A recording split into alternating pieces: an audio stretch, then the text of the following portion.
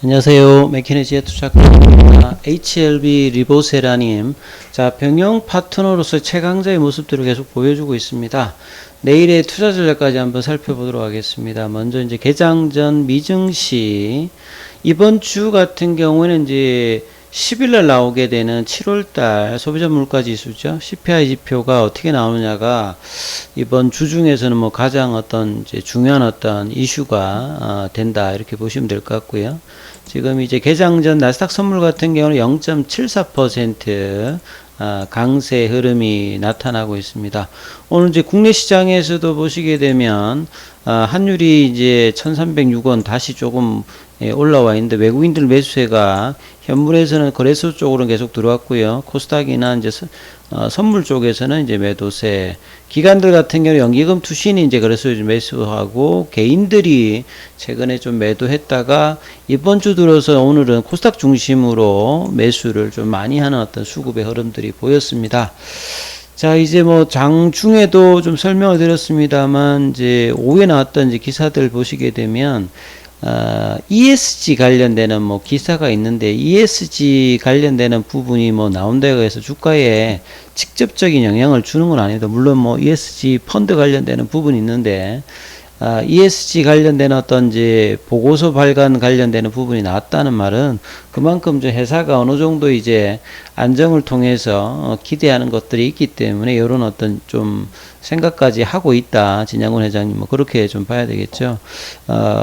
ESG 같은 경우에는 이제 환경 관련되는 부분하고 이제 사회 관련되는 부분하고 이제 보통 지배구조 이야기를 많이 하죠. 그래서 주식시장에서 이제 지배구조 관련되는 부분에서 이제 주주와 어떤 소통이라든지 윤리경영 그리고 IR 관련되는 부분을 좀 더 강화하겠다 이렇게 이야기하고 환경 관련되는 부분에서는 이제 그 HLB가 그 구명정 관련되는 부분이 있고 그 다음에 뭐 전기로 추진하는 선박이라든지 수소 선박 이런 것들이 좀 있는 부분이 있죠. 그래서 환경 관련되는 부분, 사회 관련되는 부분에서 여러 가지 부분들이 좀 힘쓰겠다 이런 내용이다.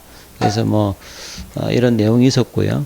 그 다음에 이제 이 아파트미님으로 이제 구글 검색을 하시게 되면 계속 이제 항서제약의 어떤 이야기들도 나오고 학회지 가운데서 이제 임상 관련되는 이야기들이 계속 나오는데요.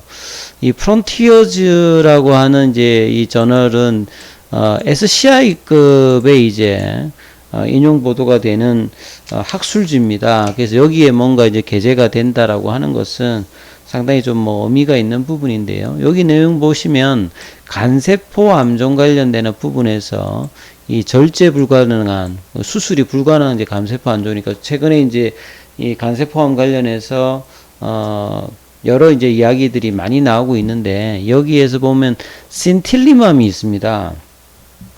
이 신틸리맘 같은 경우에는 이제 중국의 그 이노반트 이제 바이오 여기 이제 제품이죠. 중국이 이제 2018년 이후부터 사실은 이 면역관문 이제 억제제 그러니까 면역 치료제 관련해서 굉장히 투자를 많이 했어요. 그래서 지금 현재 중국의 이제 NMPA에 이제 허가를 받은 게 면역관문 억제제가 6개 정도가 있습니다. 그 PD1 계열인데요. 그래서 2018년도에 이제 있고 두 번째로 이제 승인 받은 게 이 신틸리맘입니다. 그리고 세 번째가 이제 항서제약의 캄넬리주맘이죠. 그래서 이제 지금 최근에 6개까지 있는데 중국에서는 이제 신틸리맘 같은 경우에는 허가를 승인을 받은 제품인데 요게 이제 올 초에 그 일라일릴리 있죠. 일라일릴리하고 이제 합해서 이제 FDA 관련되는 부분에서 비수세포 폐암 1차 관련되는 부분에서 이제 승인을 신청했다가 이제 FDA가 이제 보완을 요구를 했습니다.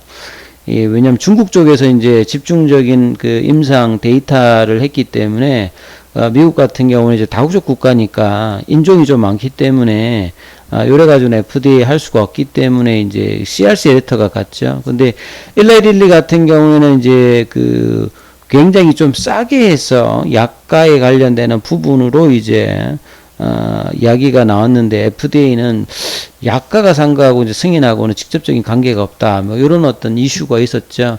그래서 이 신틸리맘 관련되는 부분에서 여기도 이제 병용으로 이 리보세라님, 아파티님하고 카페시타빈은 이제 젤로다입니다. 이 젤로다는 이제 세포독성 항암제인데 이게 또 경구용으로 되어 있죠. 그래서 암세포의 어떤 성장을 막아주면서 요게 들어갔을 때 이제 OS 값이라든지 PFS 값이 좋아지기 때문에 요 병용과 그 다음에 그 면역감문 억제제가 반응률이 좀 떨어지는데 이거를 올릴 수 있고 타켓을 가지고 있는 게 가장 좀 좋은 어떤 이제 파트너로 아파티닙을 또 이렇게 엮어가지고 이제 간세포암에다 써서 이상인데 이제 중국 쪽에서만 진행되는 부분인 것 같아요. 내용에서 보면.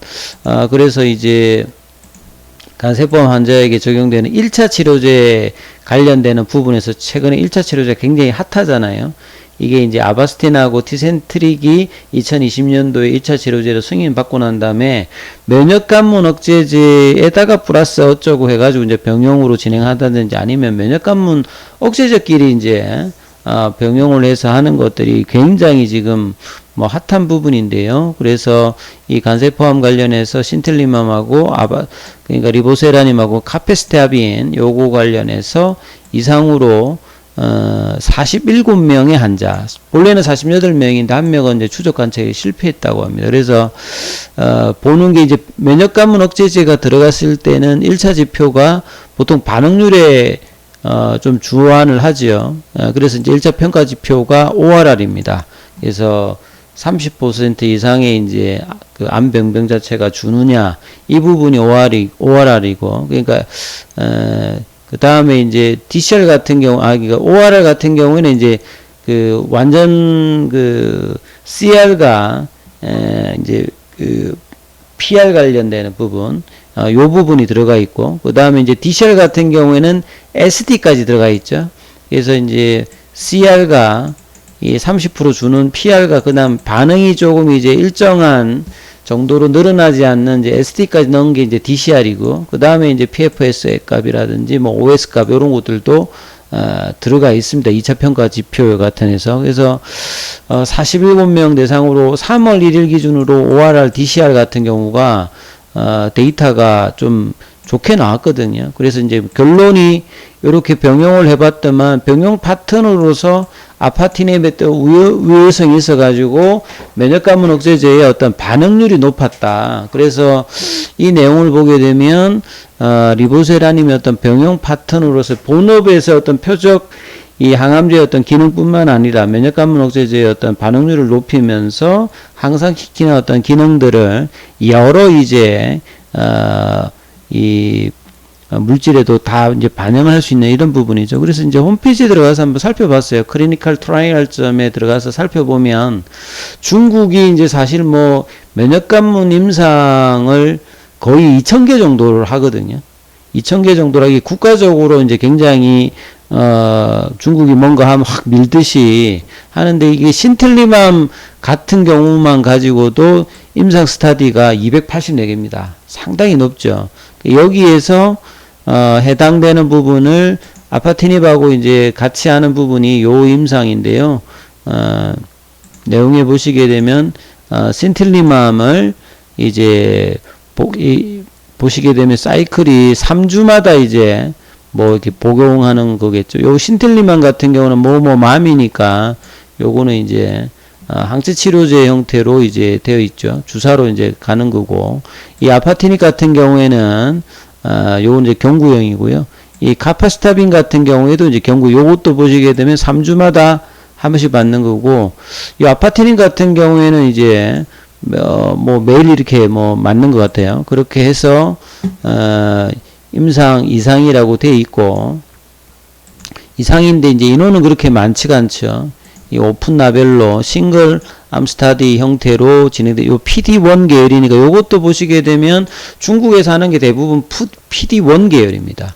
그러니까 이제 키트루다하고 이제 옵디보를 대상으로 하겠다는 소리죠. 여기에다가 이제 아파티닙하고 카페시타빈 관련되는 부분에서 이제 진행성 간세포암에다가 2020년 이제 6월 달부터 뭐 진행을 했죠. 앞서 말씀드렸듯이 ORR 요게 가장 일단 중요하다. 면역감염 억제제 입장에서 보면.